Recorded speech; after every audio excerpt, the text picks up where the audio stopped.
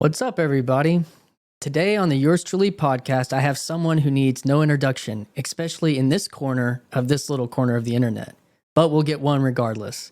Paul VanderKlay wears many hats. He's a husband and father. He's a faithful pastor to Living Stones Christian Reformed Church in Sacramento, California. He's the co-host of the Freddie and Paul Show. He's a participant in Grim Grizz's V&A network, Virtually Not Alone. He is the rando of randos. He's YouTube's most infamous Jordan Peterson expert. He is Pastor Paul, PVK, and hi, it's Paul. He teaches homeroom on Mondays. He's a master synthesizer of modern, postmodern, and metamodern culture. He operates a humble YouTube channel that can't quite crack 30,000 subs. He is probably the reason this podcast is even happening. It's quite an honor to be able to craft some conversation today here with him. So it was with great honor I give to you today, Paul VanderKlay. Hi, this is Christian Baxter, and you're listening to Yours Truly, a place we go to think out loud.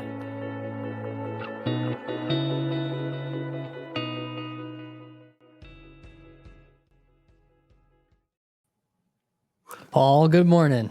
Good morning, Christian. How are you? I'm good, man. Good. Look at the branding. The one thing I have to say is this is Paul, because what I often do is I will use some of Grim Grizz's language and branding, and I'll get it slightly wrong. And of course, Grim Grizz was a medical transcriber. Mm-hmm. And so that dude gets every word right. You know how Jordan Peterson talks about, being careful with every word. People watch Grim Grizz and they don't understand it, but he is careful about every word. He's very meticulous with his words. So and he'll sneak them in. He'll sneak them in. He will. He will. Maybe someday I'll be remembered as a friend of Grim Grizz. We'll see if maybe somebody will. Maybe somebody will. So, man, well, this podcast is about 6 or 7 years in the making. That's the truth. I have memories of you. I've told this story somewhere else, but you were so excited. A new Jordan Peterson thing had just happened. You probably had several hundred subs. And then you like sat out in your yard. There was a plane going overhead. There wasn't any black and yellow PowerPoint that day. It was this just happened. Like that's deep in my brain somewhere. I couldn't even find it. I went looking for it, and maybe it didn't even happen, but it feels like it did. No, it happened. I made a few of those. Yeah. Because Jordan would always do something when I'd be like going on vacation and be like, oh man, what am I going to do now? Not in my office. So I know. So this, I got this a few weeks ago. I've been doing this. I've probably done about 10 or 15 of these podcasts, and a lot of them, I feel very strongly downstream from New Atheism, Jordan Peterson, this. Yeah. I mean, you're frozen on my end. I'm frozen. No. I don't know why I'm frozen. You can drop me out of the studio and bring me back in. Let's try it. Let's try our. And let me see if I can. There's a profile picture. No. Camera. Oh, is it on my end? Hang on. Oh, no. Let me try something. Let's reset the cam link. Oh, okay. Well, did your camera's fine. Let me check out the cam link. Here, I'll tell you what I'll do.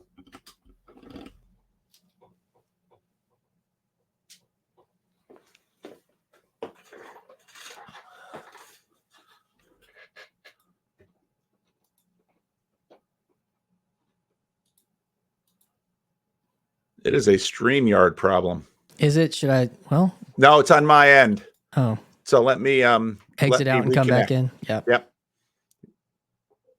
want to pause your recording? I think it will still just. I mean, I'm fine. I'll cut it later.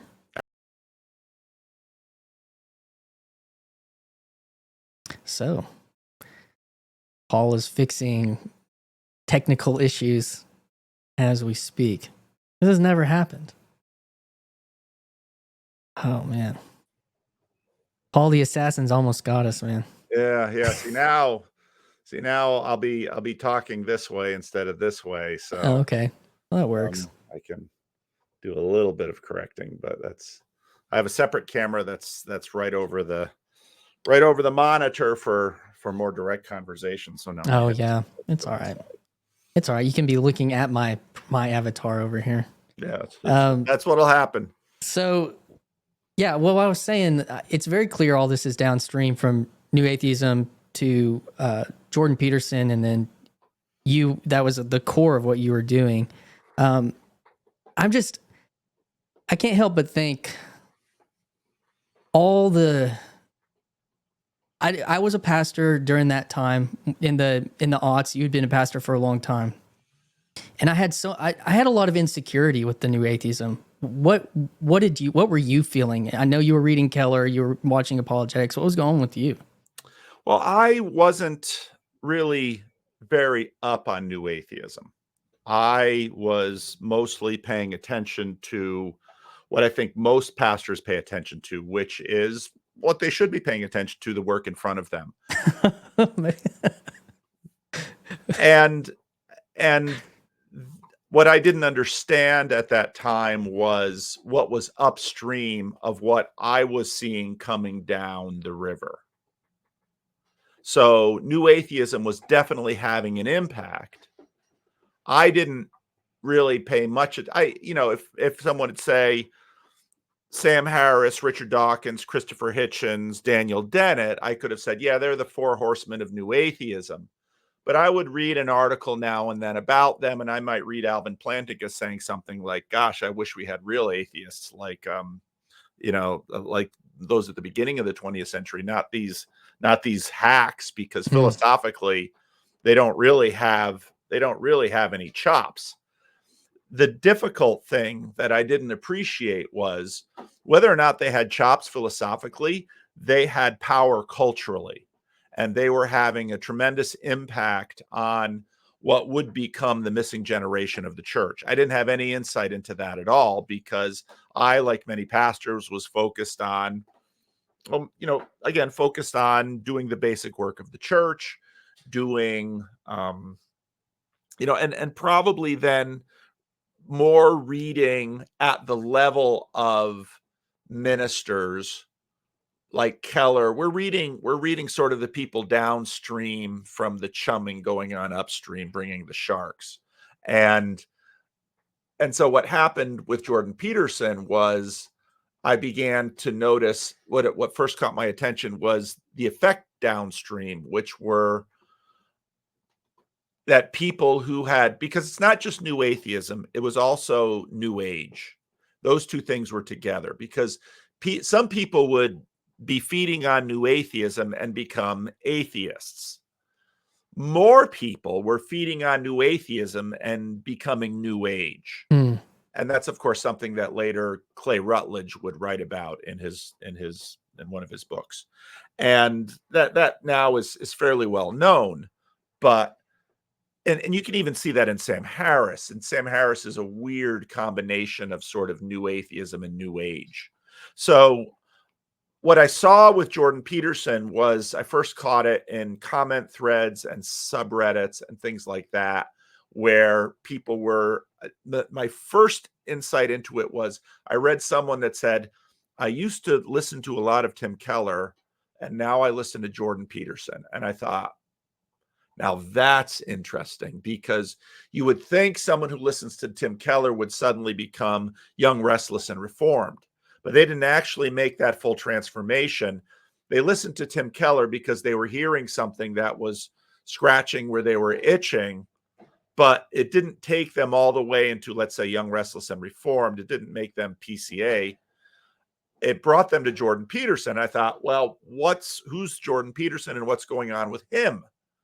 And that's when, and Rod Dreher then starts talking about Jordan Peterson, and then his biblical series starts, and it's like, what is this?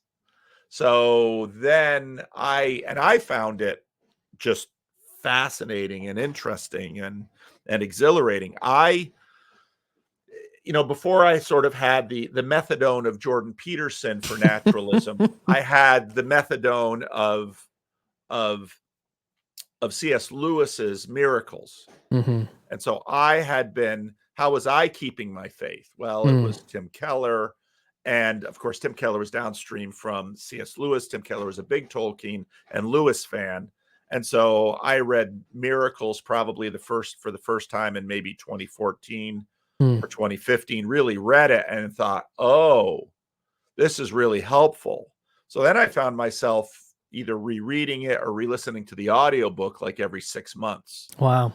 Because I was dealing with my own questions.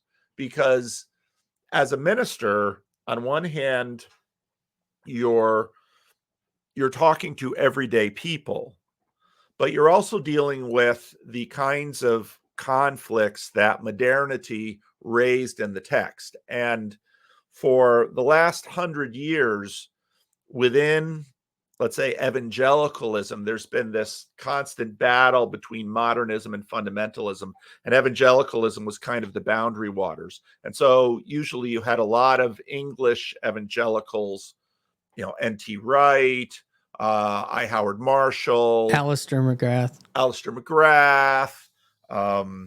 and all of, New Testament scholars, Old Testament scholars. And so I had been, all along reading, Brevard Childs. I'd been doing all of this work sort of in moderate evangelical land. And in terms of social issues, I was a progressive by virtue of growing up at a racial reconciliation church during the civil rights movement, which in the denomination had always placed me on the side of pro women in office, voting for the Democratic Party, being out there in terms of racial reconciliation, all of these things. And then in the early 20-teens, I began noticing some really interesting things happening, usually around the sexual or gender liberation issues. And I began at that point sort of noticing sort of where, let's say, gospel liberation and liberationism started to sort of pull apart. And that's where I kind of that's suddenly where I had to deal with it with myself. Was I going to continue along the pathway of becoming fully liberationist? And part of that for me was sort of trying to figure out what's going on here. And that's where I came up with a lot of the language that will eventually appear in my videos in terms of progressive liberationism, because I'm watching friends and colleagues who are in my tribe in the CRC just continuing down this route. And, I had plenty of LGBTQ friends, plenty of kids around. I'm living in Northern California. But unlike, let's say, I think places in Western Michigan where they just sort of saw the beginning of it, I was seeing the full fruit of this. And I was watching young people change their pronouns and change their names and experimenting with these things.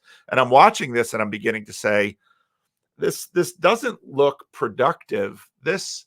I have a suspicion that this is all going to be, in the long run, probably destabilizing. And I'm hard pressed to see that this is going to produce the kind of fruit that their liberation is sort of promising or trying to anticipate.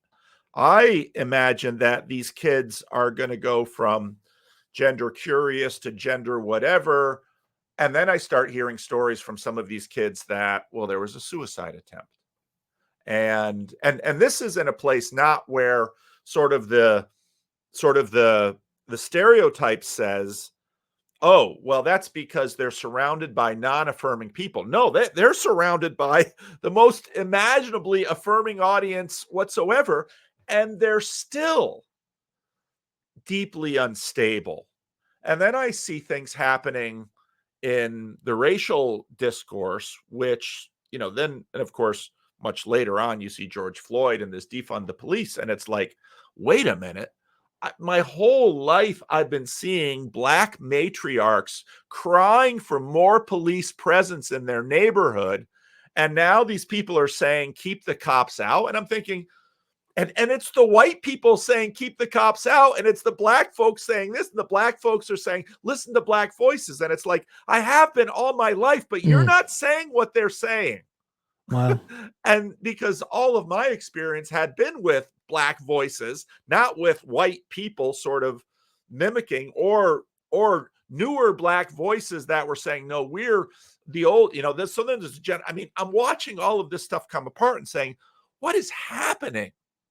And so Jordan Peterson begins, I think, to add some pieces to the puzzle. You were watching. You were watching a psychological event, right? And then up pops a psychologist. Yeah, that's true. That's very true.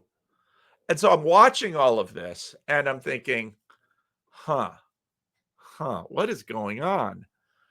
And so there's that issue. And then there's also sort of I'd often phrase it like, so as a local preacher, you're always having to deal with the questions of the text and the audience. And one of the things I learned very early on in seminary was, so you get to seminary and you sort of have the promise of all of this esoteric knowledge about scripture, and you're going to learn Greek and Hebrew, and you're going to read fancy commentaries, and you're going to learn about the historical critical method, and you're going to learn what textual criticism is, and you're going to learn what higher criticism is, and you're going to do all of this stuff. And the more I read these new commentaries, the less helpful I find them to be for everyday people. I mean, somebody who's just trying to make life work doesn't care whether this passage in the text comes from the J or the P source, the sources. It's like, who are you talking to? And this, actually my little subculture in the Christian Reformed Church had been fairly well versed in this, because a lot of people, or two lights in my tradition, Kuyper and Bavinck, had this experience, a few generations before, where, for example, Kuyper, smart student, goes to theological seminary in the Netherlands and becomes well versed in late 19th century higher criticism and all of those issues. And then because the ecclesiastical tradition is, okay, you get all of this education, and now you have to go. Now, the next step isn't, you just leap to a seminary. That would be the worst thing for you. Now you actually have to go to what would be a starter church. And what the starter church is a small, often rural congregation with farmers and laborers. And you leave this ivory tower, and now suddenly you have to deliver sermons to regular people. And what Abraham Kuyper, what happens to him is he goes there and he discovers that the saints in the church, now every church is going to be a motley, and this is terribly non-Protestant of me, but a motley jumble of saints and sinners. And you discover that the saints in the church aren't saints because they've somehow imbibed in all of this higher criticism. Right. They're saints because they have learned a whole bunch of things that they don't teach in seminary. Wisdom and patience, and things that look a lot more like the fruit of the Spirit than the fruit of 8 years of highfalutin education. And so what happens to Abraham Kuyper is a crisis in his faith in higher criticism and a beginning of trying to learn the wisdom of the church that has been present for centuries among the little people, the Kleinleden in Dutch, the little people in the church that have actually managed to continue a tradition of wisdom and faith, and something that is actually tremendously productive, unlike the geldings of the ivory tower institution. So could I pause you there? Yeah, because I think that's I'll just keep talking. Because that's actually an interesting point. It's something I've been hitting on in certain conversations. When I was in high school, had a youth intern at our church introduced us to Dallas Willard. When I went to do my undergrad, our ministerially orientation class, we opened up with Richard Foster, and I thought these things were a total drag.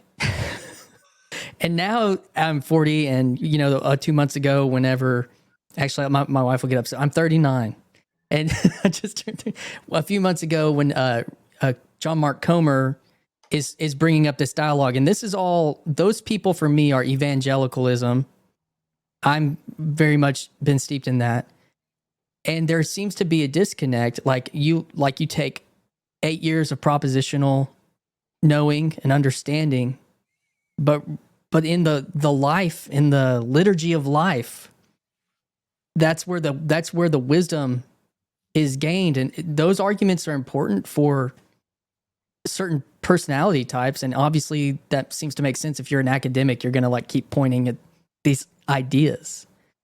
But so even in my undergrad, they gave us a little taste of spiritual practice and discipline, but it seems like it's that maybe where like the kind of the monastery or something puts those things together, and our culture is so devoid, and that's a big part of this conversation. I know that's what I'm hearing. That's what I'm hearing. I don't know if I'd say the monastery, and I don't Sure. say that, so I've just been, on the way over here, which is only 3 minutes. I listen to things in little bits because that's sometimes the only little snippets I got. I'm listening to Tom Holland go into Martin the Luther. life of Martin Luther. Yeah. And, the monasteries come apart because of a whole variety of reasons, but they only come apart in certain places of Europe. So while I'm listening to Tom Holland do Martin Luther, I'm also reading Carlos Erie's treatment of Teresa of Avila, who is very annoyed at the fact that Jesus keeps bringing her into the sky and making her shine like the sun. And many of the monastics around her are suspicious that this is devilry at work. So, Wow. I mean, the world is enormously complex and confusing. Yeah. But it's for me, because I'm a third generation minister, and what I had learned from seeing my grandfather and my father in local churches was something similar along the lines of what Abraham Kuyper learned when he goes into his first church, that there is foolishness, there is silliness, there is banality, there is carnality, but there is also wisdom and beauty and life and joy in the local church.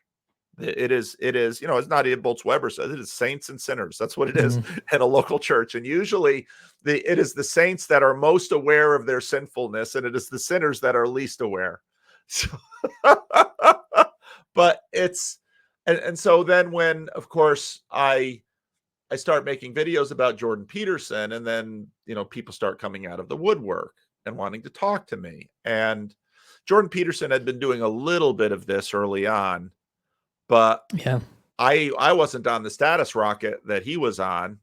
And I've got a small church, which, depending on whether or not there's a crisis in someone's life at the moment, either affords me a little extra time, which has been glorious because it afforded me time to read, time to work on denominational things, time to work on bigger mission projects, all kinds of things. Well, then it afforded me the time to talk to random people on the internet. And that then became a thing. And so here we are. Here we are. And so the people that are downstream from this, and it's, I find myself, I've always found myself in some kind of liminal world. When I was 16, a church asked me to help do the modern worship thing, but I was going to First Baptist, but this was an interdenominational church, and I was doing both. I was going to youth group at my home church. So I've been in this space. So I end up at that church. It's in between. The pastor that I ended up being most formed under, he had gone to, he was from Long Beach. He went to UCLA, got a history degree. Then he went to Yale, got a divinity degree. And then he interned with Tim Keller, and he was PCA. And that's who was most formative for me when I was on staff with him. And but he decided not to, our church was not Presbyterian.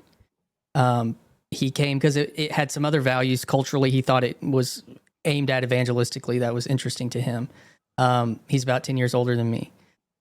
So, but I've been not a theologian. I got a biblical studies degree, but I like the music. I like, not a preacher, but a practitioner of worship. very often. And so like in this in between, not one or the other, very synthetic that way. And I think with the Peterson stuff, I mean, there was still this part of me, this academic part of me with new atheism, and maybe that's some of my age getting into YouTube early when in my mid to late 20s, when that was all rolling around, lots of debates and apologetics and all that stuff. But I was also had my own personal faith crisis, and we've unpacked that, and I've unpacked that on this channel enough at some, but like,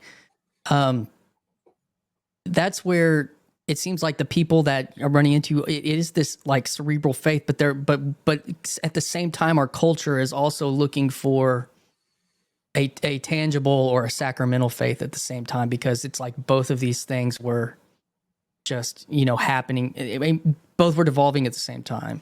And the interesting thing, I heard you, I was watching your video this morning, and you kind of, well, there's a lot going on with Peterson in the last couple of weeks, ever since the Robert Barron video. And then he did Ian McGilchrist yesterday, and the one you were doing with Schallenberger was that part. I saw your tweet and I followed that part, and I was like, oh my gosh, it's kind of he's letting out his book to come out. And I just think that the Martin Luther thing, I'm gonna listen to Holland's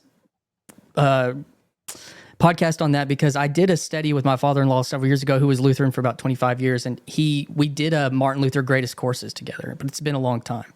And I was actually in that with a Catholic friend and some Baptist people and some other people. What I'm trying to get to, Paul, is the propositions as a Baptist person and then a Presbyterian person, when I would see people quoting on Twitter or at the Baptist church down the street, and they would quote Augustine, they would quote C.S. Lewis, they would quote even Keller, and I would always think like, well, they practice infant baptism. Do you know that they believe in some kind of real presence in their and yet here you are quoting their stuff, and as I've come to this point now, because even Martin Luther, when he gave his solas, it was wrapped in the Mass.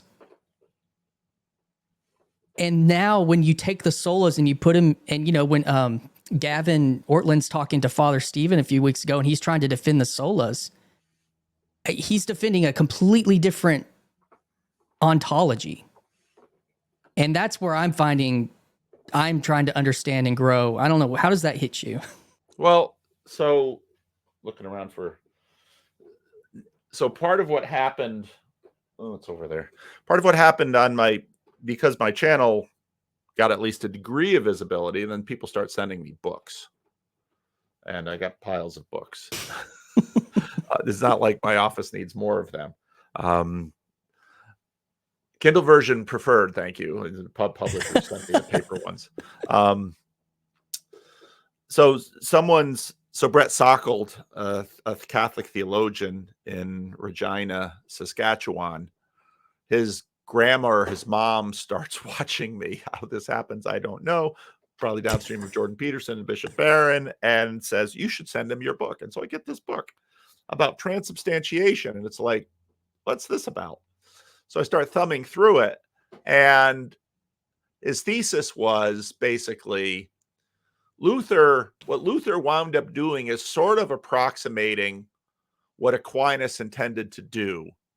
But the context around Luther had changed enough that he was misreading Aquinas and Aristotle. That was the other thing I wanted to hit, is that he didn't have a hive mind. Well, yeah, he did, but it was a monastic one. Well, okay, yeah, and it was limited, which may or may not help. So this question that you raised, that so these solas that arise, that are really more slogans than doctrines. It's really hard to fit a doctrine into 2 words. And all of the words being the same between all of the other. That's not really a doctrine. It's much more of a posture. And I think that's the best way to understand them, as a posture. And I think actually Gavin Ortland sort of makes an argument for that. But the argument then is very different from the argument today, because the cultures have changed dramatically and the contexts have changed dramatically. So, and which basically says you're probably better off with a posture, because at least a posture is something that is contextual. A posture is within Vervaeke's other 3 Ps as much as it's propositional, because a posture understands that a posture is always in relationship with something else. So, and that's one of the things that I remember being in seminary reading for the first time the Christian Reformed Church Order. And I remember, it's not a long document. It's not terribly juicy to read. I work from it now quite often as a synodical deputy. But when I first read that document, I thought, wow, this document is to ensure doctrinal succession in an institution. That is what this thing is pointed to. Yet everybody knows that, well, the number one thing Christian ministers tend to get fired for is not doctrinal. It's behavioral. It's behavioral. And, I've never seen a defense of, let's say, a minister who's, I'm going to say sleeps with the organist because it's safe today, because most of the churches that you and I deal with don't have organs. I've never seen a case that the minister who sleeps with the organist defends himself by saying, but I am doctrinally pure. And all of those things sort of came under the church order as conduct unbefitting. And it's like, that's community standard. And I'm not arguing that churches shouldn't discipline their clergy for moral behavior. I'm saying the system doesn't fit the language. And in fact, the system is smarter than the language. And so the language is helpful and functional, but the system actually has within it a bunch of ways that it cheats on the language, and everybody knows it and does it. And rightly so, as well they should, because everyone is smarter than even the language and the system. And, one of the things I bumped into in my classes is sort of this regional judiciary. Like a presbytery. Right. Yeah. It's like the session. Mm-hmm. Or the I don't remember. The Presbyterians have differently. Anyway, so I remember in our rules in our classes, they had one rule that said, one rule says weighty decisions must be ratified by a 2/3 vote. Oh. And then another rule is any rule in this book can be set aside with a majority vote. And it's like, so you could set aside the weighty. No lawyer looked this up, because you can set aside the weighty rule by a majority vote, thus making the weighty rule null and void. But the truth is, every functional classis understands how to work the language and the system, because then they all have a sense of it. Oh, this should probably be a 2/3 vote because this is really going to be significant. In other words, that goes into the hierarchy of value, meaning that Peterson is just talking to. I'm mapping that onto worship, but you're talking about it like, because it makes sense if it fits this, this fits here, this fits here. Like exactly. That's exactly right. And so the church is smarter than its rules, or even often its doctrine. But yet the church needs to be submitting to something. And so in a Protestant way, you submit to Scripture and you submit to the confessions, which are themselves submitted and revisable to Scripture. And very early on, I also saw that whole idea of the confessions being revisable just hadn't really happened in 500 years or 400 years, if you want to include the canons of Dort in our system. So there are lots and I just notice all of these inconsistencies. And I'm not offended by them. I'm not bothered by them, but I'm made curious by them. And for me, that says, and that curiosity is sort of the seedbed of wisdom. Not to necessarily, we have to destroy the system because these rules don't make sense. No, maybe the rules actually do make some sense, but understand the sense that the rules are trying to serve. And then suddenly the system has a chance of working reasonably well, but will never work perfectly because we live in this world and we are such. My question is with like the mode of worship, though, that's kind of part of what I'm talking about here is those rules, propositions, confessions, also being placed where there's, like you're saying, like if everything is fitting into a hierarchy of importance, of authority, and how we operate even in like our worship services, maybe should orient something like that in an embodied sense. Yes.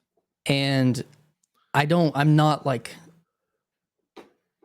at least from where I come from, it doesn't seem like that's congruent, I guess. It seems like it would make more sense if there was more of a, well, you could put it this way, because even though I was a part of this kind of Calvinist church for a long time, even the altar call, say the altar call is the highest point. That's still it's still like a you decision versus if the highest point is something like, a high view Eucharist. of Eucharist. Yeah. Yeah. That's what I'm trying to understand, because I think that what I see in this space is, and in that modern space of the confessions and the propositions, like they are kind of forming something real that you're talking about, but then like an embodied way of kind of seeing that, and it not just be, I'm seeing confusion in this also because it's like, well, when you secularize worship, it also disrupts a hierarchy value of meaning. And what is the value of meaning is actually what is secular. And so I don't know. I just feel like these things fit together. The practice of worship, and that's why I think this whole orthodoxy thing is bubbling up so hard. And 10 years ago, it was Catholic, though. I mean, everyone was becoming Catholic 7 or 8 years ago. Do you remember that season? And Anglican. Yeah, that's true. Yeah. So I don't know. I feel like that's what it's aiming at. That's the impulse is there. Well, premise one: we are small, frightened, short-lived, vulnerable creatures. Mm-hmm. Let's start there.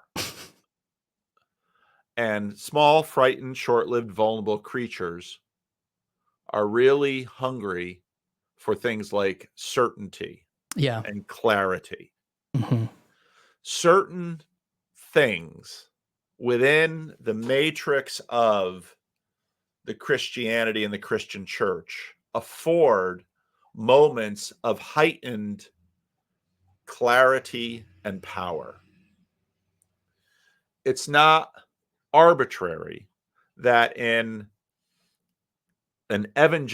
certain kinds of evangelical churches, the sacramental moment is the altar call, because it's that experience of the moment of transformation, of an initiation. It isn't arbitrary or incidental that in, again, just thinking about the Roman Catholic Church 500 years ago, you can't let regular people partake of the cup, and the priest should have his back to the congregation, because this is the holy moment that needs to be guarded. Why is it in a good old evangelical altar call, every eye closed? Why every eye closed? Every eye closed is synonymous to the back of the priest. Mm. It's that holy thing. Personal sacred moment. Yep, it's a personal sacred moment. Now, if everybody's just peeping so that they can gossip after church about every week Susie's this guy gives up for the altar call. Every freaking week. How many times can this guy get saved? Yeah. Now, pastorally, you say, he's a Martin Luther. He's got a weak conscience. He feels things deeply, and he's just hungering for more of God. So, and that's why they say every eye closed, because don't gossip about this guy. He has something the rest of you should want to have, which is he has a hunger and desire for more of God. Or maybe he's just neurotic, or maybe he's performing. Or maybe he's performing. Yeah. Except in most Baptist churches, you don't necessarily gain status by well, maybe in some. Well, it's like in the look how holy that guy is, man. He really is close to God down there. People endless game players, and it doesn't matter what thing is most holy or salient to a community, there will be gaming around it. It's always the case. And so there'll be gaming around the Eucharist, there'll be gaming around the liturgy, there'll be gaming around the conversion, there'll be gaming around the estuary, there'll be gaming around any status hierarchy that's created, and status hierarchies create themselves at an instance. And so there will always be gaming. So I think that the curious part of me, because I've never really, I've been to a handful of mass, but is that the way that this is all piecing back to what Peterson did, is that it's causing me to psychologically look at worship in like psychologically and spiritually. Yeah. In a very real, because I did this. I planned this thing for 15 years, plan this thing. And I, I'm psychologically thinking, well, what does it mean when I'm the guy up there during the altar call and I look down and at my feet is somebody kneeling down in prayer? What is that doing psychologically? Like it's almost like they're kneeling down to me. And then, I think everything can be abused. You could abuse Eucharistic practice in some ways, I'm sure. But it's just, when I think about at the very end of that moment, when the priest actually does administer that he's giving you something that's not him. At the very end of it, it's something, and it's something you can touch. And so I just think about that psychologically. I'm not sure where I land theologically. I don't have certainty about a lot of things, but I guess that's what I've been evaluating. And I don't know. I wanted to put it out there to Paul VanderKlay. Well, I think there's every system has its temptations. So in a system of priests. Now, I'm being very deliberate about the difference between a priest and a minister. Yeah.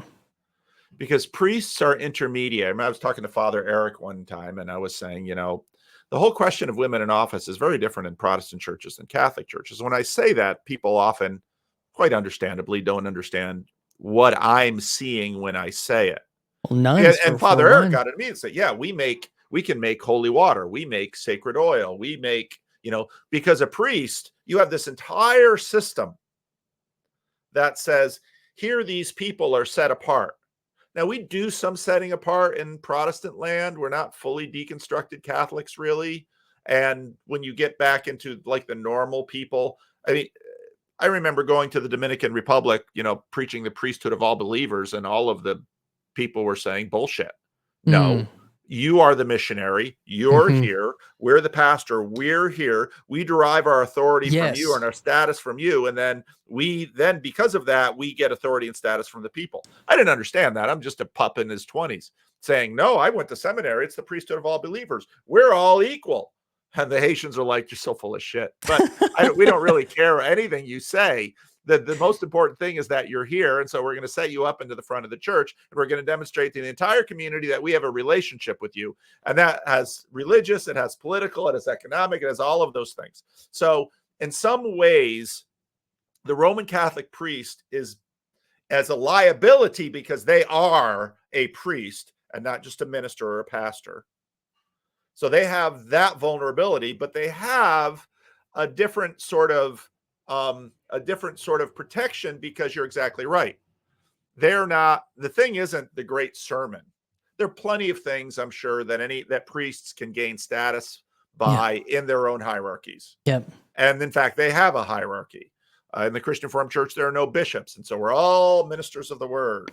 But if you're an evangelical minister and, you're preaching sermons and people are in tears and your church is growing, oh, that's dangerous business. And worship leaders are almost worse, because the truth is the worship leaders will bring the feels a lot more reliably usually than the preacher. And the best thing, one of God's greatest blessings to me has been my failures.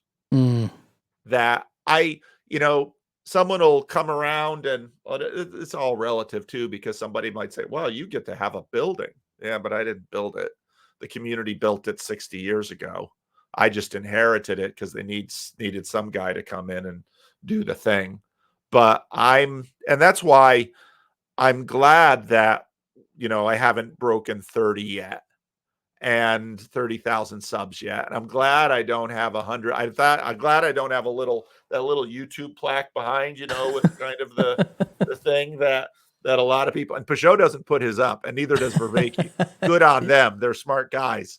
But everybody's, oh, look, this is what I got from YouTube, because anybody can have a YouTube channel, but only the hierarchies get and on and on and on and on. So all of these successes are potential spiritual liabilities. And that because you start, yeah, so you're a great worship leader and everybody is in tears and they're all just, and now, maybe you have multiple worship services. And then, there's always somebody in the church that's going to come up to you and say, worship was great today, Christian. Yeah, Christian, all the other worship here is always good, but it's just a little better when you're doing it. Really, Yep. really, Yeah. really. So you really got to be on careful of that. And every system is going to have their own hierarchies and their own status engines for this. So with that, like if it's inevitable, why the complaint that something like the Catholics make it so transparent that it's real? I'm not sure what you're saying. Well, I mean, the critique that there's bishops and that there's archbishops and there's a pope and all that kind of stuff. If it's real, if the hierarchies are real, because that's what it sounds like we're saying, is that they are real. Yeah. They're overt and they're visible.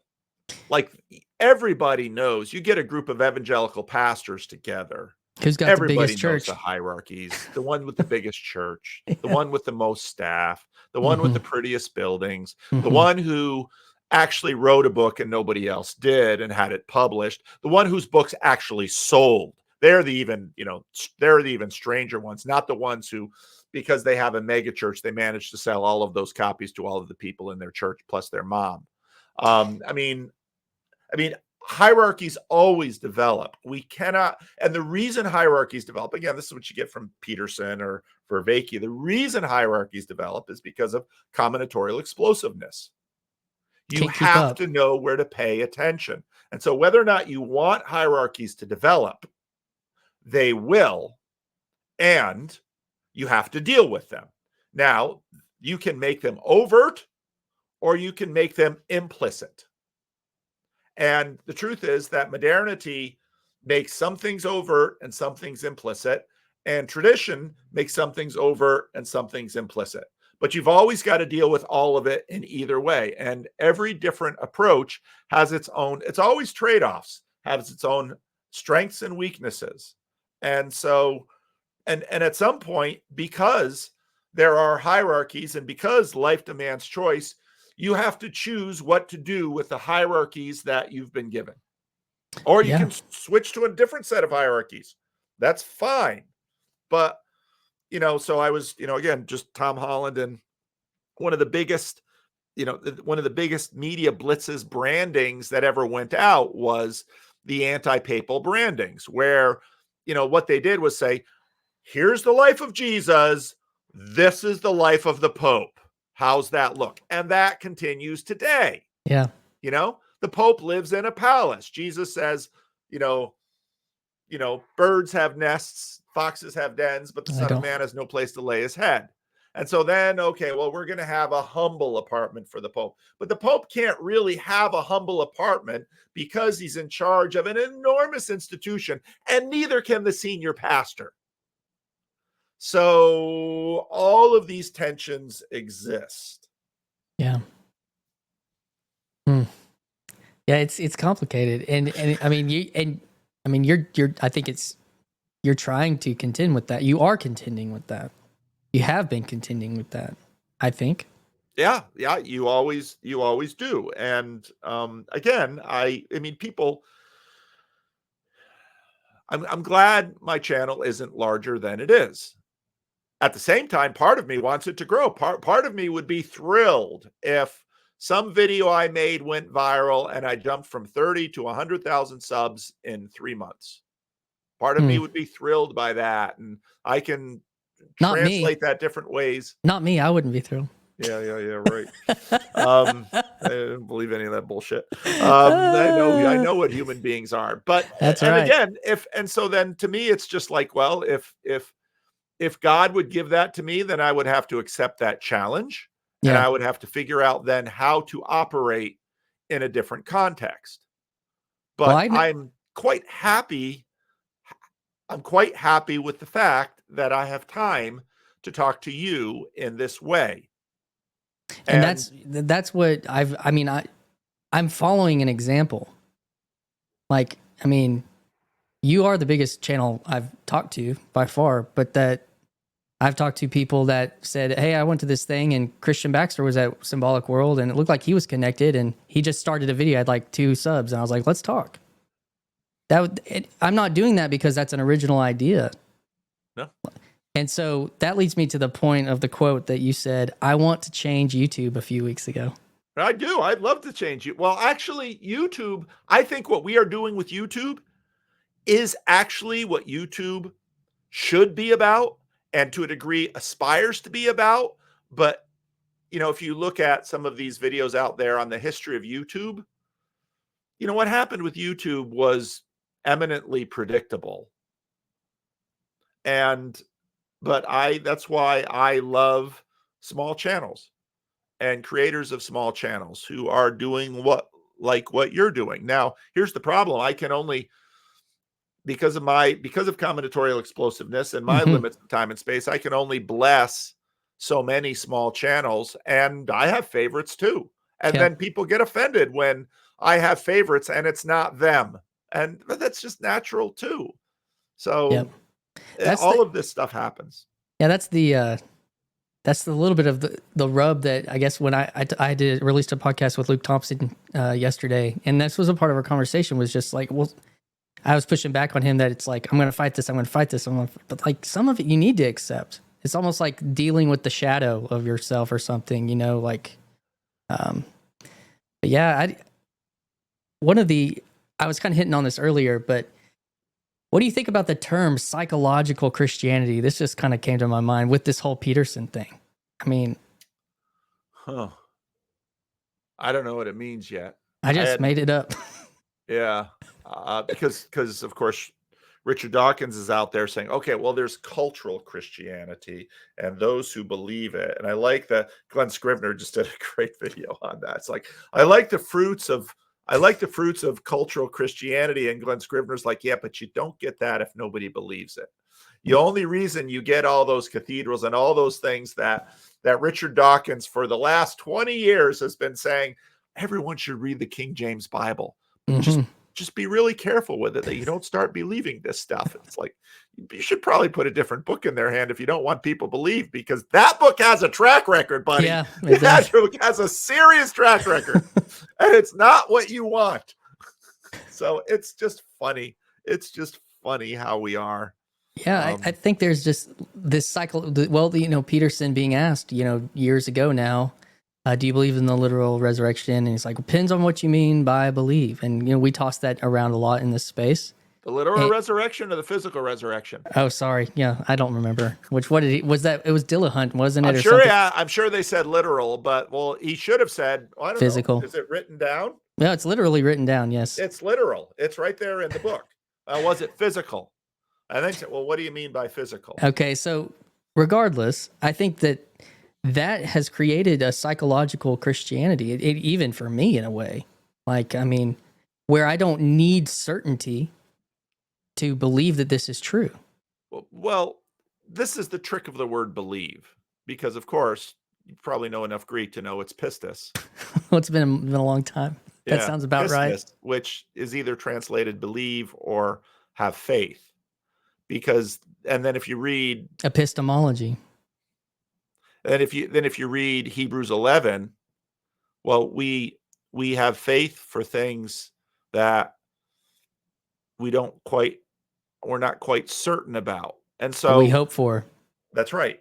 And so there's a tension there. And now, of course, the new atheists go and say, well, faith is something that you believe without evidence. It's like, no, that's not exactly right either. But right there in the word, there's this tension. You know, man brings man. So the guy, Jesus goes up, transfiguration, Peter, James, John comes down. The rest of the disciples are down there fumbling with this boy who's possessed by a spirit. And, you know, can you make him? Well, can I? Do you believe? Oh, I believe, I believe. It's like, what, you didn't a minute ago and now you do? Now it's perfunctory. Don't worry about it. But Jesus made his point. Jesus made his point that faith. And now again, what we've sort of taken from this is often sort of a screwing up a construal, like Dumbo's feather. No, it's not so much my capacity to put on blinkers to doubts. It's my willingness to live in faithfulness. And again, you can take that, so, okay, so Jehovah's Witnesses don't do blood transfusions because they really believe that life is in the blood. And I mean, again, once you have a hierarchy, it will be gamed. And same with any faith hierarchy.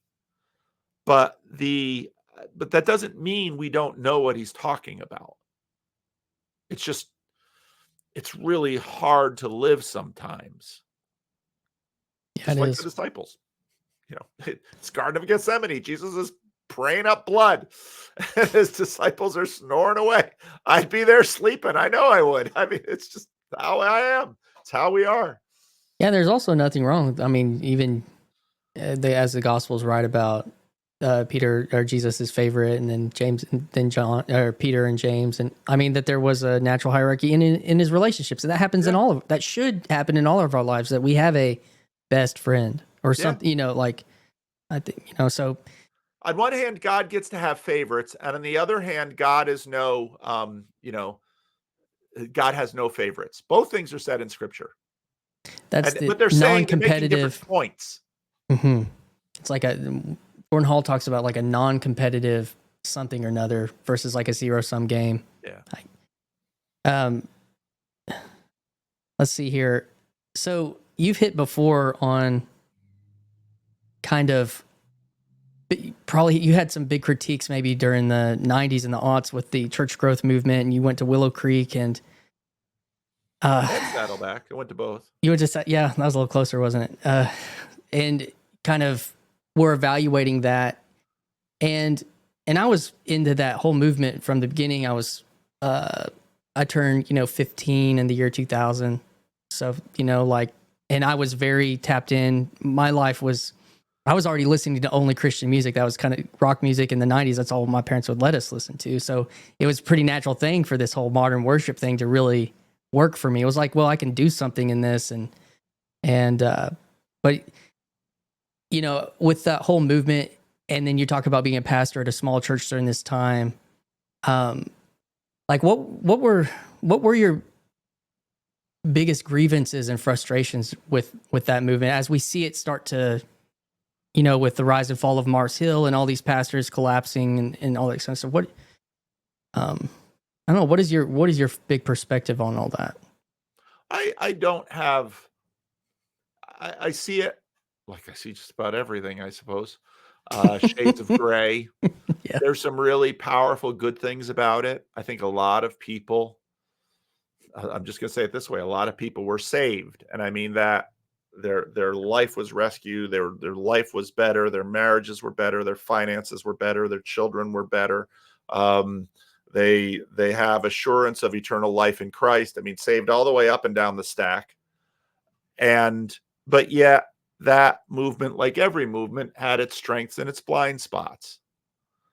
It was a very Protestant movement in that it was highly mercenary and could be quite dismissive of tradition. And you do dismiss tradition at your peril, but the difference between respecting tradition and becoming a traditionalist or traditionalism is important too. So it's not surprising that the the seeker movement would eventually yield something like Dallas Willard, which was a return to the tradition. I mean, you just keep swinging back as human beings. We're always trying to, we never get it right. We're always compensating one way or another. So, or then obviously, if you're in the middle, you have the danger of being lukewarm. So that's the problem with the moderists. So it was, I remember sitting at Saddleback on the lawn, looking over their big tents that they had, because of course the church grew too fast that they couldn't build a building. So they built big tents and et cetera, et cetera. And I was reading Eugene Peterson, which was sort of the other side of the conversation in evangelical land. Eugene Peterson that had some pretty stark things to say about the triumphalism that the seeker movement was feeling in the 80s and 90s. But already in the late 90s, when I got back to North America, it was becoming increasingly evident that this was a church growth strategy well developed for suburban boomers. It worked in other places too, but that was really the sweet spot of it.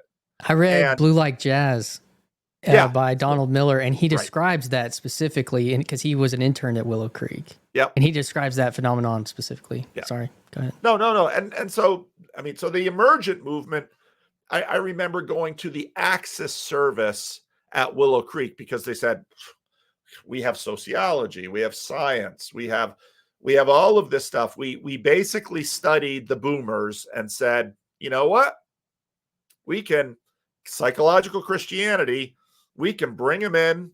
We can, we've got the fish processing ship here at Willow Creek and Saddleback, and we just bring them right in. And, we're making fully devoted followers to Jesus Christ. We're a factory that does this. Oh, but those Xers. Okay, so we're going to study them. And so we're going to adjust all of these little variables, and we'll have a factory that processes Xers. But they didn't realize is that, of course, the Xers, the human capacity to game, it's like, I see all the tricks you're playing on our parents, and they ain't going to work on me because I can see through those tricks. Now, of course, generation to generation, you go through these things and things get forgotten. But so the whole Gen X style, the Axis, or forget what they had their own little church within a church, and Dieter no, it wasn't Dieter Zander. It wasn't one of the Zander. It was a Zander that was doing it. And, and like Brian McLaren. Yeah. Well, but it basically generated the emergent movement. And what was interesting about the emergent movement is it was so incredibly forked. It had Mark Driscoll, it had Rob Bell, and it had Nadia Bolz-Weber.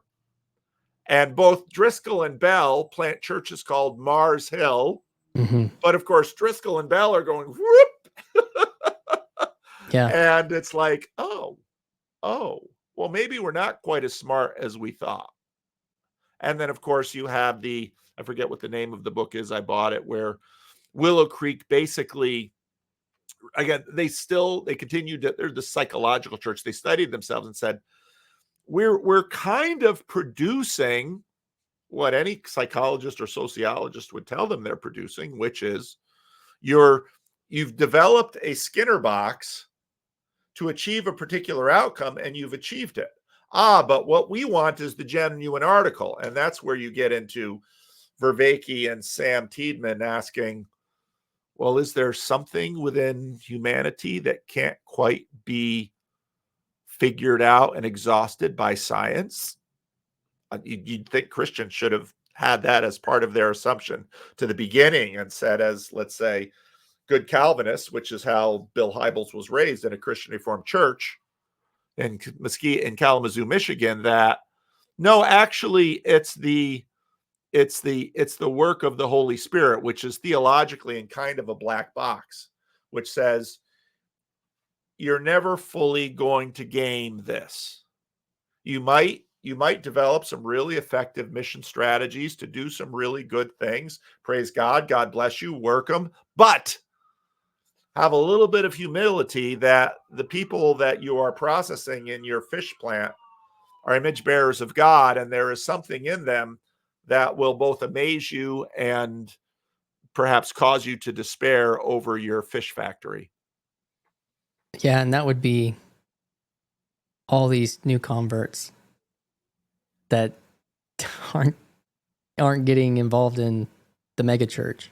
That would be Peter Kraft going, growing up in, I forget which Reformed church in New Jersey. My father would often preach at that church, and then going to Calvin College and all of the philosophy, the shining star of Calvin's constellation, the philosophy department, saying this is going to be the next great philosopher, and then he goes and becomes a Catholic. or Calvin Seminary decides we want to do a PhD program, and then Nathan Jacobs, who's an artist and he's smart and he's cool, and he gets all tatted up and goes Orthodox. It's like, if you're not ready for that, then you haven't really read the gospel, because Jesus picks 12, and who sells them out? The one that they let hold the money. Oh, yeah. So it's all there in the story, but you can't wield the story. The story wields you. Now, it doesn't mean you don't have any agency, but it does mean you'd better be a little bit humble about the agency you possess. And that doesn't necessarily mean that God is not in charge. And it doesn't mean that we don't have questions about God's administration of the universe. Oh, heck yeah. And in fact, the people who are most Christian have the most questions, and they feel them the most. The easiest way to get rid of that questions is to get rid of God. Well, the universe doesn't seem to be managed the way I think it should. Therefore, there is no God. That's a cop-out. You want to try something hard? Stay in relationship with that God, with the universe, who is managing the universe you are disagreeing with. Then you sit in the seat of Job. Then you sit on the cross with Christ. Man, I got him preaching. Yeah, I got him preaching. I listened to your sermon last week, and I was like, man, he really is preaching. Like, you're getting that preach on. I am a preacher. I try to, I try to cover it on my YouTube channel, not be, Yeah. So talking about, like, we don't think that we have the corner on something with, like the mega church movement and all that stuff. Everybody who's successful begins to be seduced by their success. Yeah. So what about what about these successful people that don't claim necessarily Christianity, that are causing a Christian revival? Like Holland and Peterson. That's God's sense of humor. Yeah. And it's, but isn't it always that way? I mean, look at the story of Luther. I mean, one of the first things that they do is they kick him out of the Augustinian order. It's the first thing that they do. Okay, so now he's outside. Is that really a good move? Is he really a Christian at that point? And then he's got, and then the church basically, then they excommunicate him. Basically, okay, well, and then they're going to kill him. Mm-hmm. And okay, is that really a good move? And so we're always dealing with the fact that, again, I've said it many times, I have good friends and able preachers who are in the city of Toronto with plenty of empty seats in their churches. And Jordan Peter comes and fills this hall at $40 a pop. I mean, if I charged $40 a service here, I don't get that many visitors. Maybe some of the randos would pay $40 to come once, but they're not going to come every week. And, churches just don't work like that. But Peterson does something that is completely unexpected, and the church grows. Okay, so now, and I saw this happening. I said, I want to learn about this. I want to know what he's saying. I want to understand what he's doing. Maybe part of it because, well, if I can understand how he's doing, then I can learn from him, and maybe I can do some of the same things. Maybe I can, because he is, in my opinion, helping people that I have been unable to help. Maybe there's something I can learn from him in order to help them. And I don't know how much I really learned from him in terms of order to help them, because most of what I've waded in here with is all the same pastoral skills that I learned from my father more than Jordan Peterson. What did you learn from him? My father from Peterson. Peterson. Well, I learned a lot of the propositional stuff that I can spout now. I, learned about combinatorial explosiveness, and I learned about why I had been feeling some of the stuff I had been feeling in terms of, some of the stuff behind postmodernity. I learned a lot of psychology. I've learned a little bit about Jung. I've learned a lot of stuff from Peterson. It's the whole thing has been a learning thing for me, but then I also learned from Pageau, and I learned from Vervaeke, and I learned from Grim Grizz, and I learned from Chad. I mean, the real key to being a lifelong learner is to be able to learn from almost anyone and anything, high or low status, happy or something that you really don't want. If you can learn from disasters, well, those disasters are often the best places to learn from. A bridge collapses. There's a lot to learn there. There's more to learn from the bridge that collapses than all the bridges that are up. Yeah, that's true. I guess that when you said being the real learners are the ones that are willing to learn from anybody, no matter what. And that goes back to make me think about what Jordan Hall doing all the randos. Like, he's not just, he's trying to learn something. I think he's realized that, oh my goodness, the world is just this way too, because again, combinatorial explosiveness. He comes into that little town and he looks around and it's like, how are these people doing this? And they're doing it with stuff that he had just simply dismissed. And so now he realized, he's a smart guy, and he realized, oh, I have something to learn from these people. And he's also interested in this question of scale. And so I'm not surprised he's paying attention to the internet. Mm-hmm. And this is why I try to say as yes to as much as I can, because everywhere I go, I learn. Yeah. It was an interesting thing. I told you about that pastor that moved from Long Beach and then he went to Connecticut, and then he comes to this town of 10,000 in Northeast Arkansas. And I asked him after he'd been there about a year, I said, what's the biggest difference, coming into this rural town in Arkansas versus growing up in Orange County and Long Beach and church planting there and doing ministry in Connecticut at Yale and stuff. And he was like, it's actually not as big a difference as I thought it was going to be. And, our town's, it's kind of unique. We have a college that has like a 90-something% acceptance rate into med school. We have a community college. We have a healthcare center. We have some industry that's international, that's tiny. We're an hour and a half from Little Rock. We're 2 hours from Memphis. We're an hour and a half from the biggest other city, 60,000 people. So it's a weird little town. But to that point, there is... The internet is like a great leveler, because he made mention. He's like, well, we thought it would be a big deal to have to drive an hour and a half to go to a city.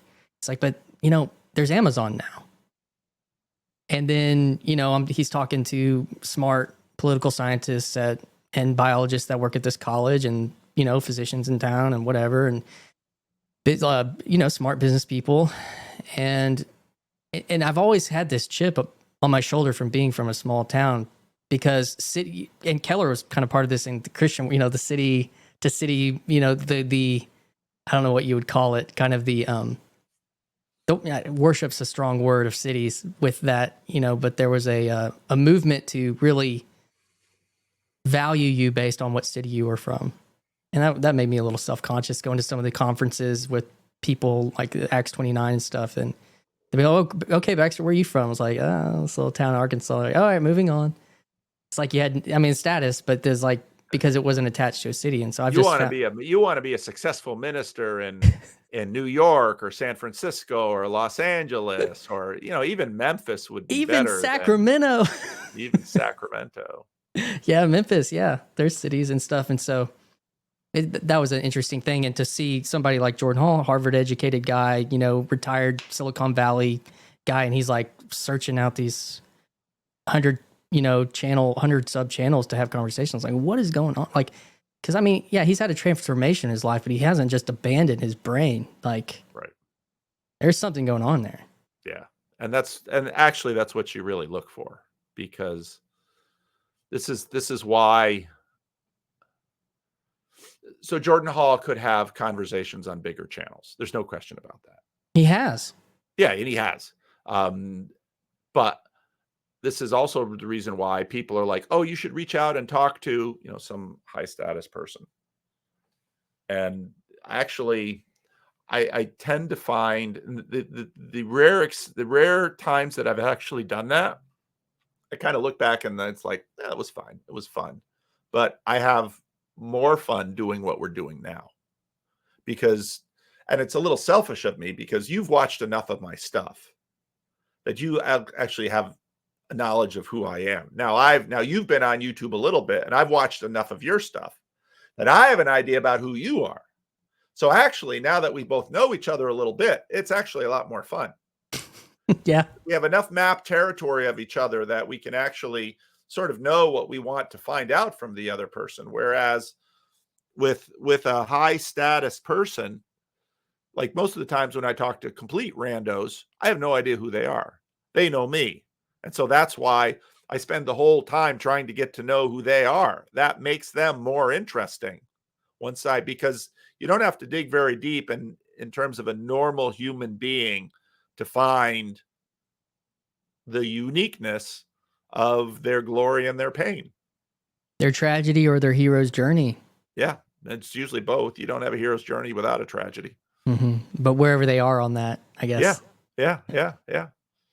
It has been interesting. And man, it is like entering into a conversation.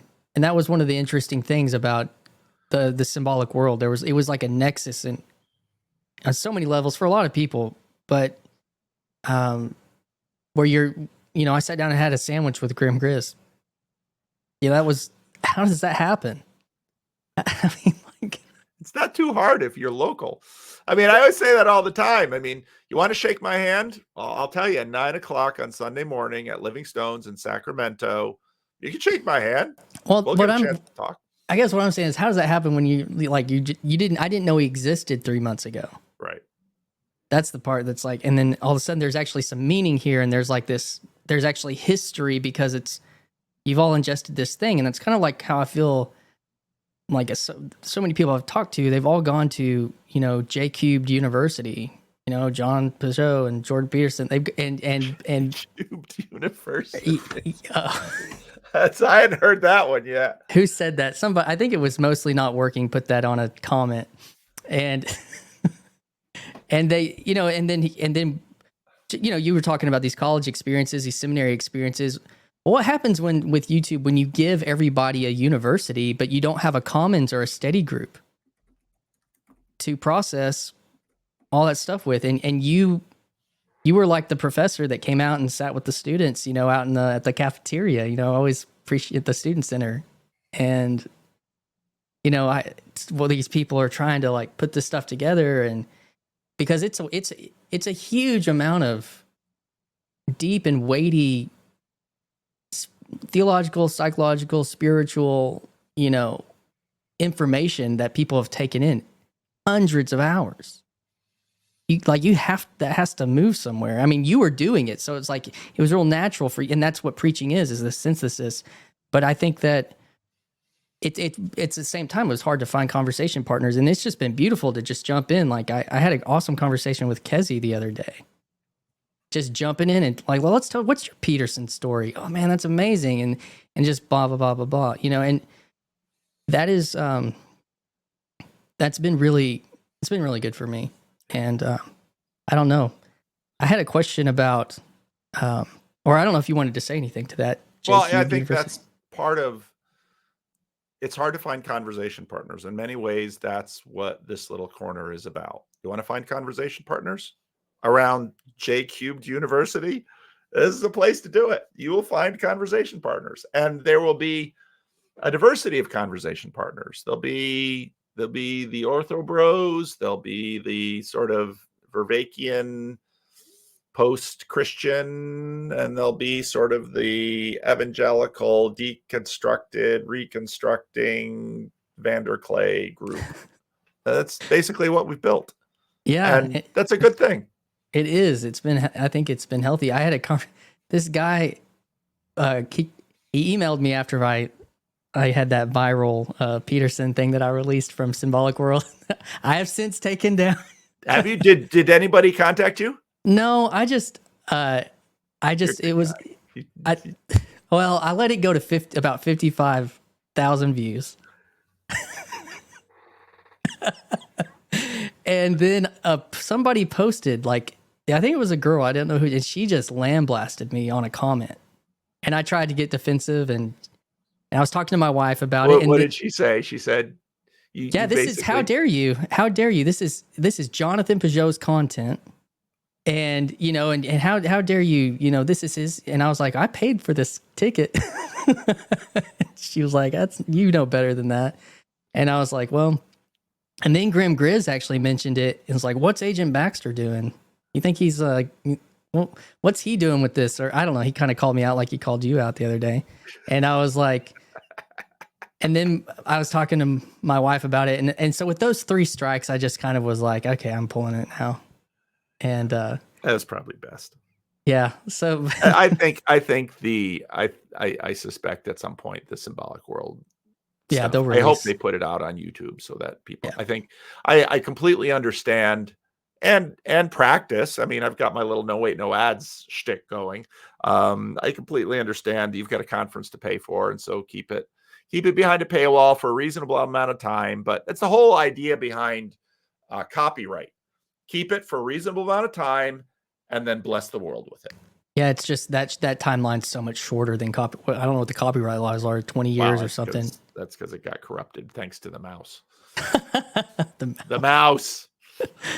Yeah, can't let Mickey fall out of copyright. Oh, I forgot that mouse. I thought you were talking about like this mouse. I was like, no, not that mouse. The mouse, Mickey Mouse. That's right. Mickey Mouse is why copyright kept getting longer and longer, because they didn't want old Steamboat Willie out there in the world, even though nobody made better use of public domain material than Walt Disney himself. I remember talking to someone, a big Disney fan, and she was saying, I think it would be terrible if Cinderella came out of copyright. It's like, Cinderella was a lot longer before Disney ever got his hands on it. Mm-hmm. Sure, give him time to make some money on it. That keeps people incentivized and motivated to build culture, but then bless the culture by putting it out into the world. Yeah.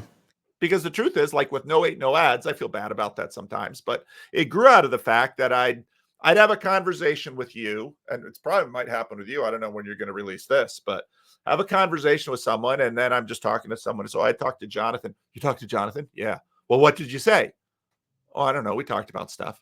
Well, can you show me the video? So I'm probably going to put it out next week because, I kind of have a sense of when I want to put things out on the channel. Well, I want to see it right now.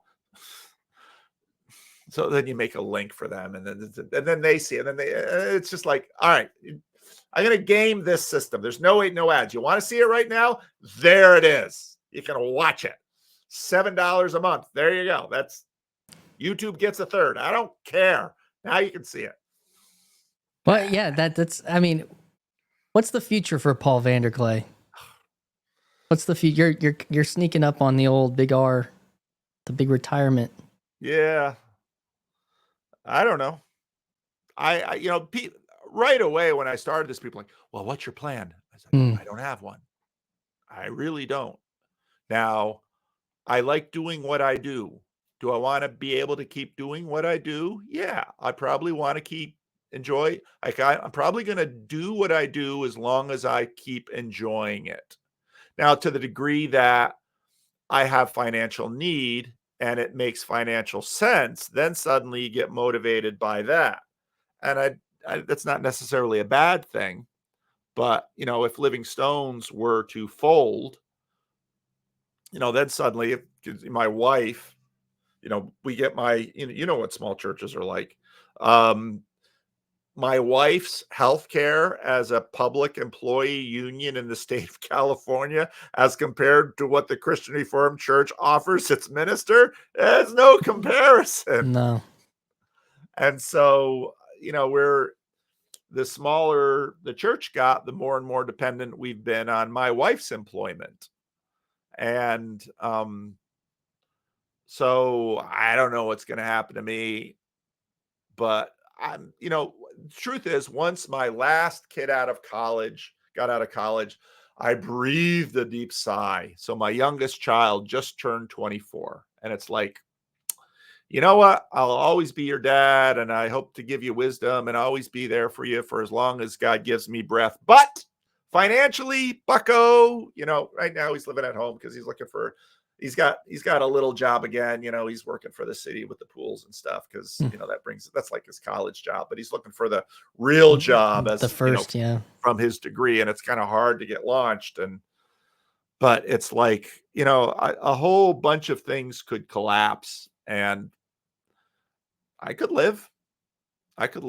So I'm not terribly anxious about it, which can drive people crazy. I don't remember who I was talking to about this, but I don't think I've tapped it into this part of Paul VanderKlay. But when I've watched you, especially I watched you on, I can't ever remember this, Simone and Malcolm and Simone's Based podcast, Camp. Based Camp. Whenever you were on a recent podcast, well, you were on you did Brendan Graham's NC, but there was a one or two where I see you as a participant. I think you were on this guy who was Reformed.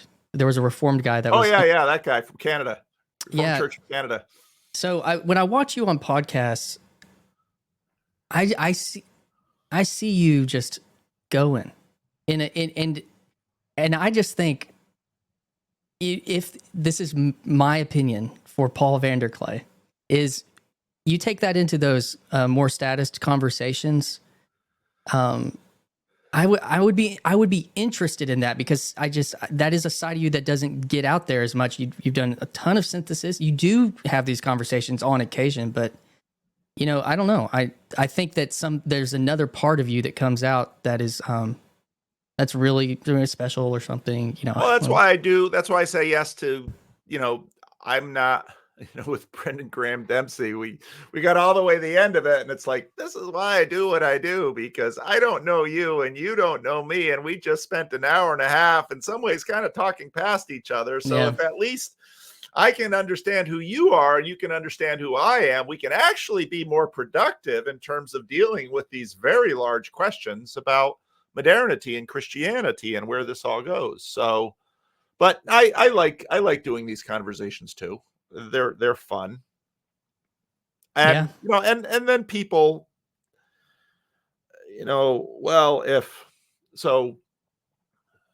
I know, I'm not going to name names. I know people who were fairly rando, and then they, Jordan Peterson had him on his channel. And it's always a double-edged sword. On one hand, let's say they had this little thing that they're building and doing. Of course, that just got all pumped up with 10, many, many times more people now know about their little shtick. That's great. It's great for business. It's great for growing their thing. That's all great. But then there's always this other side of it, which is always way more complex. So I'm not, could I make my way onto Jordan Peterson's channel? Probably. I think I have enough relationships in that whole constellation around Jordan and to a degree with him that I could say, Jordan, I really want to be on your channel. Or I could probably more easily have Jordan Peterson on, which would be more fun for me to do a randos conversation with Jordan Peterson. That would be more fun. But there's not necessarily a lot to learn because he's so public. All right, we would be doing 2 hours and there might be 2 or 3 tidbits that sort of come out that illuminate a few things, which would be fun. But I don't necessarily see, and a lot of people are like, well, if you went on Jordan Peterson and then your visibility, and then to a degree, Father Eric is right, because when Father Eric says, well, this little corner dies the day Paul VanderKlay stops making videos. There's something right to that, and that there is a sense that many of the people find you and Grim Grizz and Many of the people find the other players in this corner because they first find me, and then I talk about them, and then you get a trickle down. But I'm trickle down beneath Jordan. And so if I had higher visibility then, and yes, but suddenly, again, my channel goes from, first of all, you don't get the bump you think you'll get. Nobody has gotten more or better promotion from Jordan Peterson than Jonathan Pageau. His channel has over 200,000 subs, which is great. But if you look at, if you pay attention, let's say, to the metrics of the videos, what you get from a bump like that is a little bit of visibility. But I say you don't get what you think you're going to get, and you might not even get what you want. Because the truth is, I will take a small channel of good faith, participating people over a big channel that will only watch when I actually have some high status celebrity that they're interested in. And these metrics on YouTube tell us something, but I don't think any of us quite know what they actually tell us. Because for the most part, we don't even know what we want. Do I want to become rich? Well, there are things in my life that being rich would be really convenient. There are certain things in my life that, if I had 10 times more money, I would do some things with that money. Things come to mind. But I also know that, even with my unable to break 30,000 sub channel, I'll often have the experience at a conference or even just on randos that I have a conversation with someone and I think, wow, it would be really fun to have a deeper, longer lasting relationship with that person. I really like that person. I get that sense when Jesus with the rich young ruler looks at him, and the Gospel of Mark says, and he loved him. I think Peter saw that on Jesus' face. Jesus saw him and thought, here's a good guy. He wants good things. But in the end, Jesus says, why don't you sell everything you have, get rid of all of that encumbrance you have in your life, and join my merry band. But he goes away. And Peter gets defensive. Haven't we sold everything, Jesus? Peter's like in that meme with the guy looking at the rich young ruler.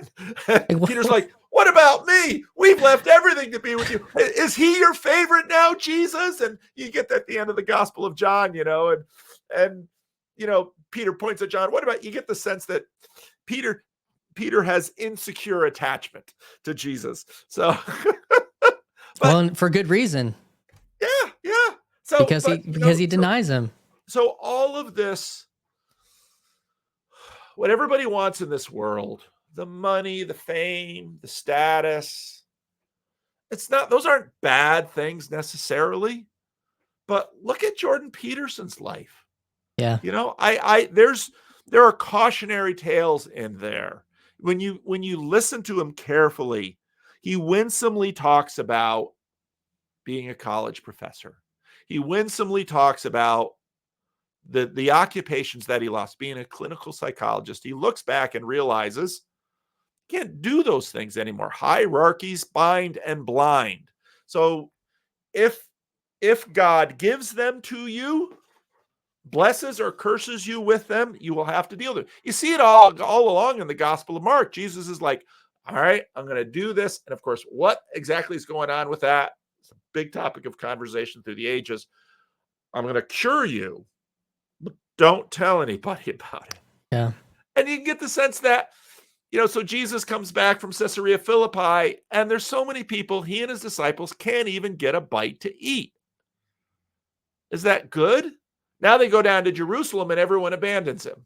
And right there in that story is a lesson about fame in this world.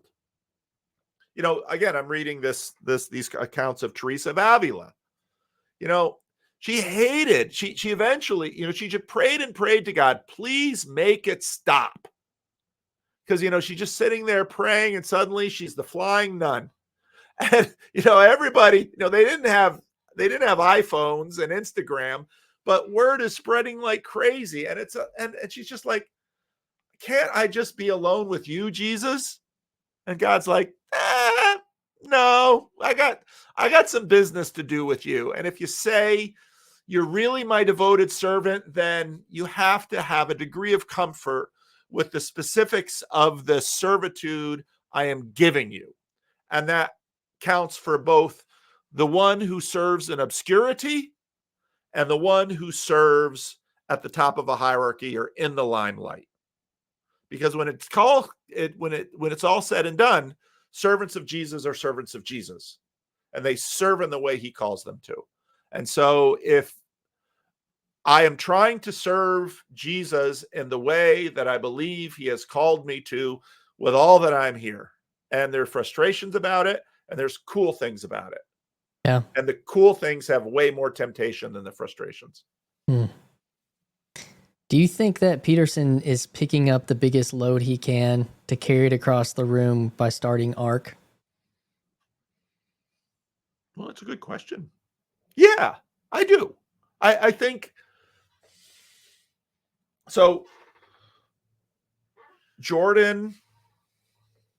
Like, what do you do with this status? Jordan wants to save Western civilization.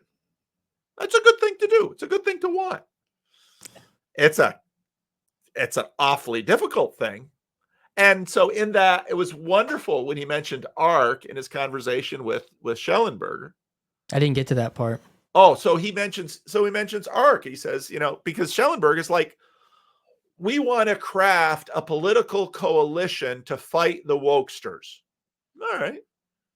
We're going to need not the atheist plus, but we're going to need the old new atheist community. What do we do with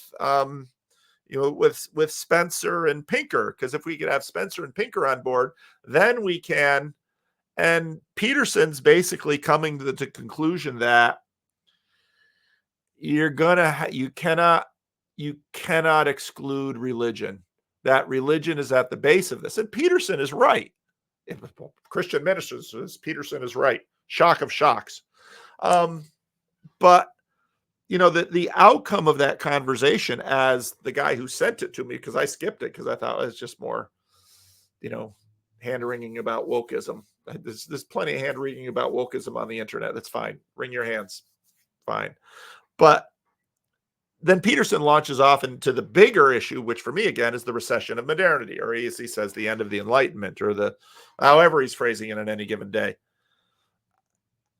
And Peterson has come to the position that you can't do this without God, or a God of your own understanding, or the idea of God, or what have you. He said that early on as a Jungian, that's how the world works psychologically with us. And now increasingly he's fleshing out that picture. And his wife is now, a member of the Roman Catholic Church, and his daughter is a member of an evangelical church. And he sees himself. He says that in this video to the Catholic, when the Catholic's like, please, please, please, can you follow your wife to Rome? And he says, look, I'm an outsider. I'm not a joiner for this stuff. I'm just not. And maybe he's right. And many people have made the observation that maybe for this particular, for God to use him right now, it's best that he not bend the knee to Rome, or join an Orthodox church, or even become Christian Reformed, even relocate to Sacramento and join Living Stones.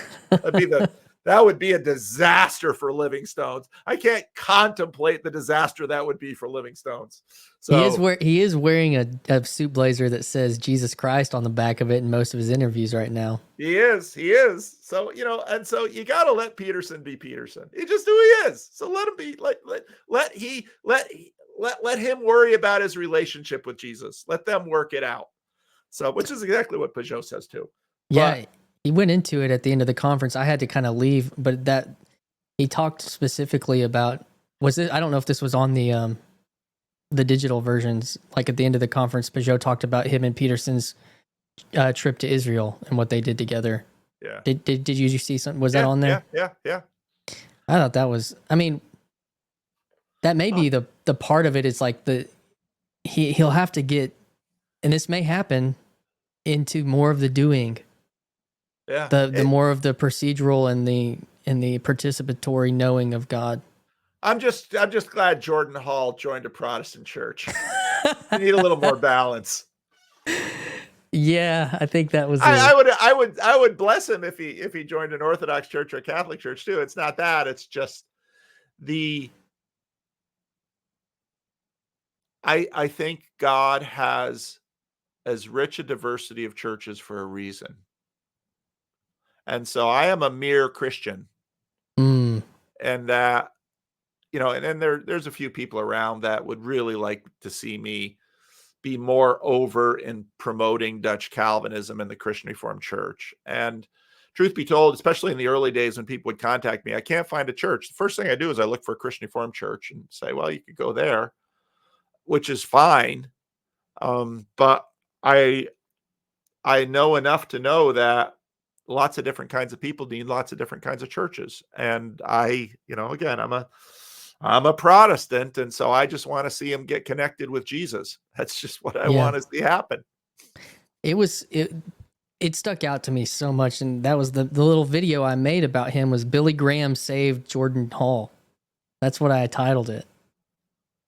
I didn't see that title. Did you retitle it? I think it's how Billy Graham got saved, and it was kind of a wink and a nod, but that's because that's where his monument and everything is, and it's all surrounded by Baptist camps and the Presbyterian college out there.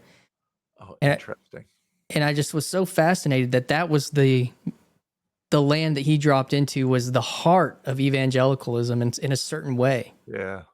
I mean, Billy Graham's chapel's on the Black Mountain, or like somewhere over there. It's all right there. That's Mount Athos for American evangelicalism. Yeah.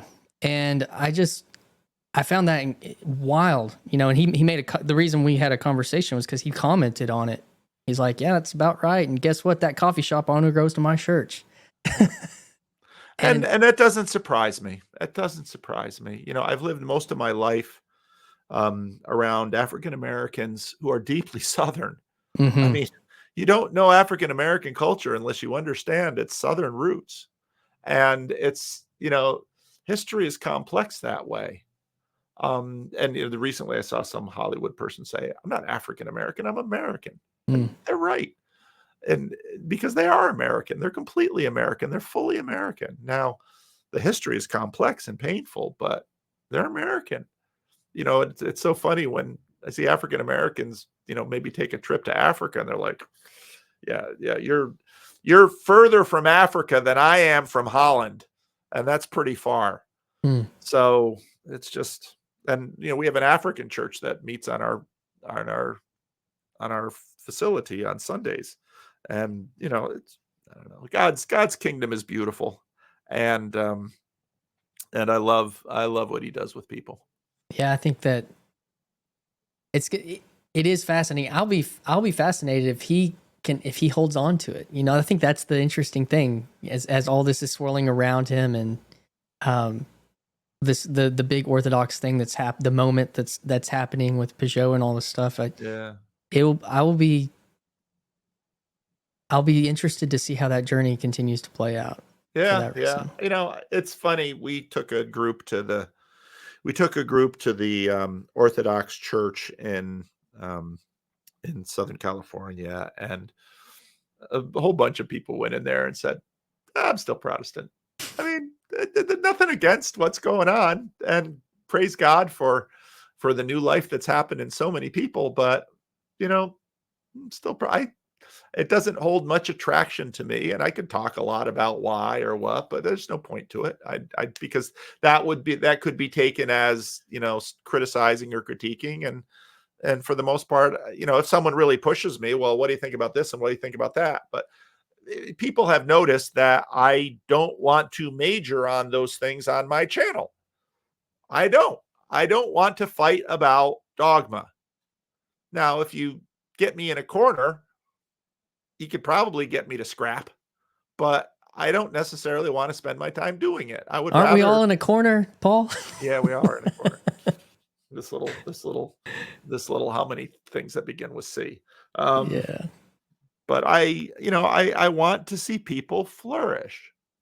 And, there's no question that Jonathan Pageau has flourished in orthodoxy. Praise God for that. Jonathan Pageau would not be the blessing he is to all of us, Protestant, Catholic, or Orthodox, if he hadn't, devoted himself to the Orthodox Church. So that was my conversation with Nate Heil.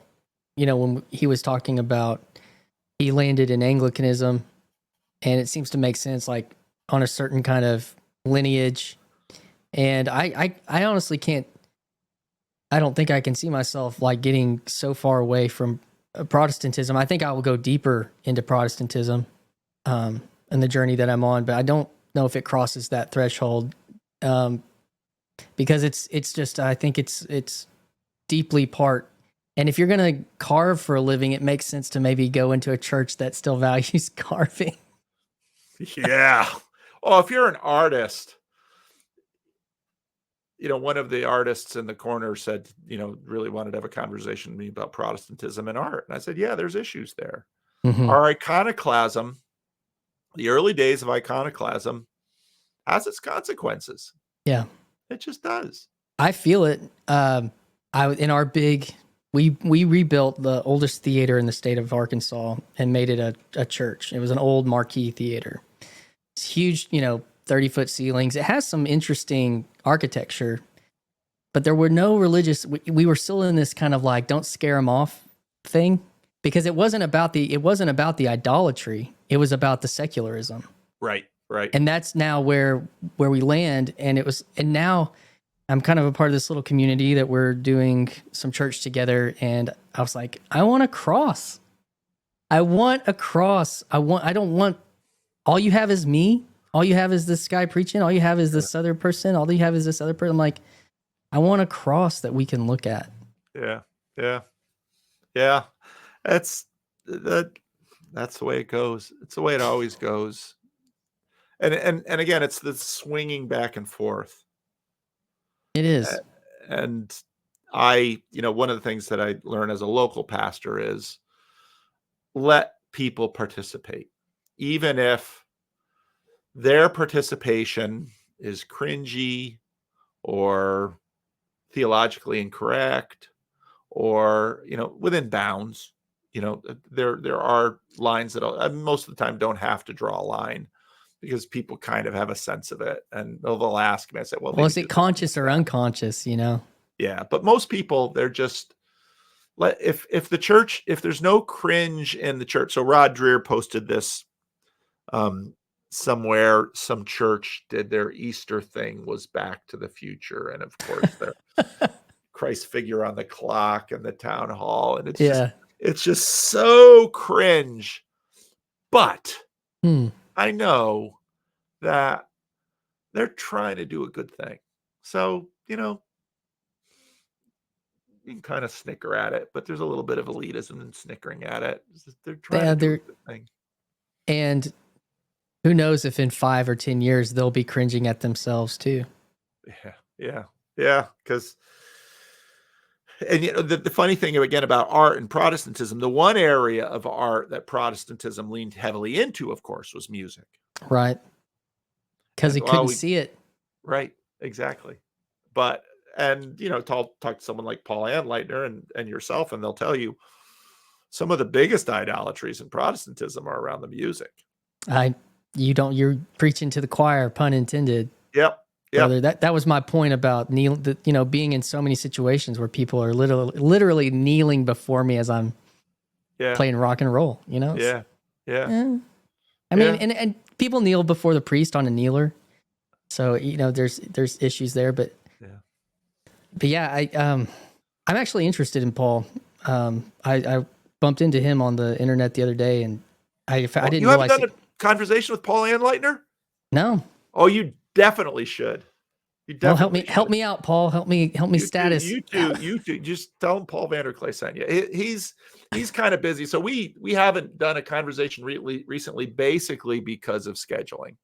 His schedule and my schedule don't really work out too easily. But I mean, he was deep into a lot of the signs and wonders movement, and he was a worship leader, and I mean all that stuff. So I think maybe it'd be boring to talk to him because you're both sort of, but you can compare notes.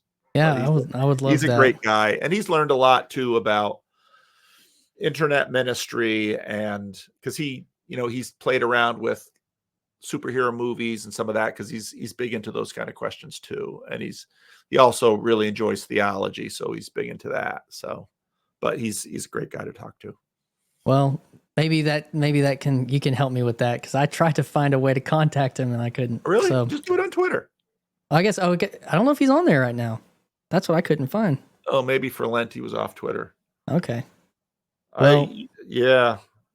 All right. Well, if you can't get him on Twitter, let me know and I'll hook you up. All right, Paul. Well, on this note, he's often looking for conversation partners. So, well, I appreciate that, and I appreciate your time today. This is, I don't think I can fully kind of like embody getting to this point to have a real podcast with you. It's meaningful, and I mentioned that to you the first time. My heart rate wasn't pumping this time before my first rando. It was like, okay, I feel like but it's an honor. I can tell you that. So thank you. That's very kind. That's very kind. All right, man. Well, I'm going to hit a little video and we'll end this thing backstage. All right. Thank you, Paul. It's good to be here. Hi, this is Christian Baxter, and you're listening to Yours Truly, a place we go to think out loud.